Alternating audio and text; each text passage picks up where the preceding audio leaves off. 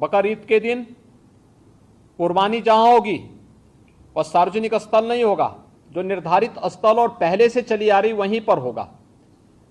हम सुनिश्चित करें कि यह स्थान कोई सड़क, कोई चौराहा या कोई ऐसा सार्वजनिक पार्क या कोई ऐसा स्थल न हो जहां को लेकर के अनावश्यक विवाद हो।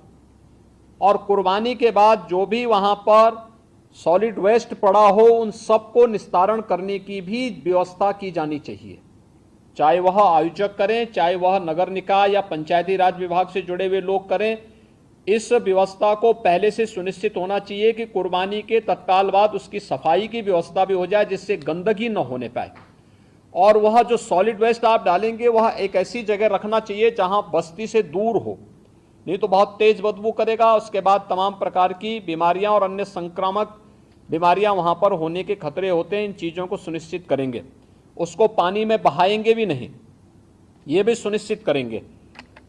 जल जमाव न हो कहीं भी नगरीय क्षेत्र में, चाहे वह बकरीद से जुड़े हुए आयोजन हो, कावड़ यात्रा से जुड़े हुए हो, नागपंचमी के कार्यक्रम हो, या फिर श्रावण पूर्णिमा के या सावन जो मेला लगता है अयोध्या में, कहीं भी जल जमाव न हो। और 31 जुलाई से 9 अगस्त के बीच में मुहर्रम भी है। देखिए, सभी आयोजन एक दूसरे के साथ जुड़े हुए हैं। मुहर्रम के दौरान इस दिशा से इसकी कार्य योजना बनाने के लिए जो हम लोगों ने धर्मगुरुओं के साथ संवाद बनाने की कार्रवाई को विभिन्न अवसरों पर अपनाया है, उसको हम पहले से ही तैयारी कर लें। और बहुत सारे जनपदों ने इस पर अपना कार्य प्रारंभ भी किया है।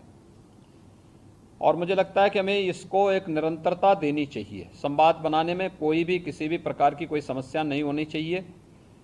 ये निचले स्तर पर, कहीं पर थाना स्तर पर पीस कमेटी की मीटिंगों के माध्यम से और थाना अध्यक्षों के और अन्य जो हमारे इंस्पेक्टर, सब इंस्पेक्टर हैं, इनके माध्यम से भी कुछ धर्मगुरुओं के साथ, पुजारियों के साथ या अन्य जो मौलवी हैं उन सब के साथ हम लोगों को संवाद बनाने में कोई भी संकोच नहीं होना चाहिए। समाज के जो मानिंद हैं, अलग अलग तबके के, उन लोगों के साथ भी संवाद बनाने में हमें किसी भी प्रकार का कोई संकोच नहीं होना चाहिए।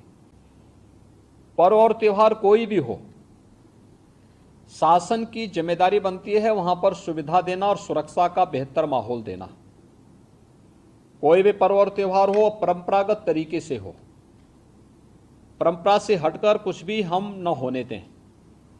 आयोजकों के नाम नोट करें, आयोजकों से हम लोग एप्लीकेशन जरूर लें और उनसे सुनिश्चित जरूर कराएं।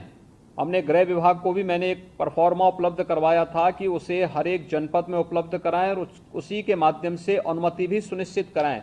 शर्तें जोड़िए उसमें कि वह कहीं भी शांति को भंग करने वाली व्यवस्था, कोई भी ऐसा बयान नहीं देंगे, कोई भी ऐसा कार्य नहीं करेंगे जिससे शांति व्यवस्था भंग होती हो, या किसी जाति, मत, मजहब, वर्ग, संप्रदाय या किसी भी अन्य उसकी भावनाएं आहत होती हैं, कोई भी इस प्रकार की बयानबाजी न हो।